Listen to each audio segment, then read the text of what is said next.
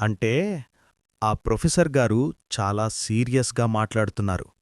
మనము నిజమైన శాస్త్రవేత్తలమైతే ప్రతి పని కంట్రోల్లో చెయ్యాలి, లేదంటే పోల్చడానికి ఏదీ ఉండదు అని అంటారు.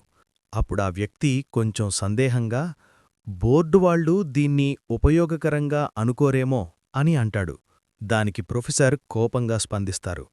బోర్డు గురించి నువ్వు ఆలోచించాల్సిన అవసరం లేదు, వాళ్ళు మాట్లాడేవాళ్లే.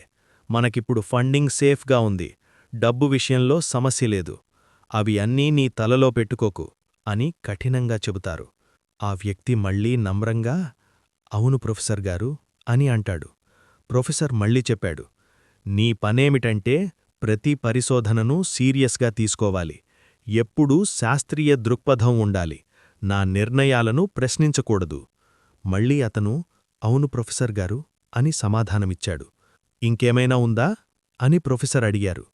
లేదు ప్రొఫెసర్ గారు అని అతను చెప్పాడు. అప్పుడు ప్రొఫెసర్ ఇలా అన్నారు, ఈ రాత్రి గాలి తేమగా ఉంది, హైగ్రోమీటర్ తీసుకో, ఫోటోగ్రాఫిక్ ప్లేట్స్ కూడా సర్దు. వాటిని బాగా మూసివేయాలి, తేమ వల్ల పాడవుతాయి. ఈరోజు రాత్రి ఫోటోలు తీయాలి. అతను బయటకు వచ్చి తన నిరాశను దాచుకునే ప్రయత్నం చేశాడు. ఫోటోలు తీయడం తనకి కొత్తకాదు, కాని ఆ తరువాత వాటిని చూసి పరిశీలించడం మాత్రం చాలా బోరింగ్ పని. ముఖ్యంగా జోలిమాంట్లాంటి శాంతంగా ఉండే ప్రదేశాల ఫోటోలు చూసేటప్పుడు ఏం ప్రత్యేకం దొరకదు. ఒక పెద్ద ప్లేట్స్ గుట్టలో ఒక్కటైనా అసాధారణంగా కనిపిస్తే అదృష్టమే.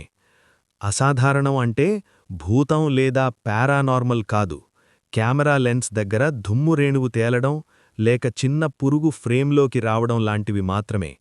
పాత ఇళ్ళు, దుమ్ము ఎక్కువగా ఉండే ప్రదేశాల్లో ఇవి సాధారణంగానే కనిపిస్తాయి.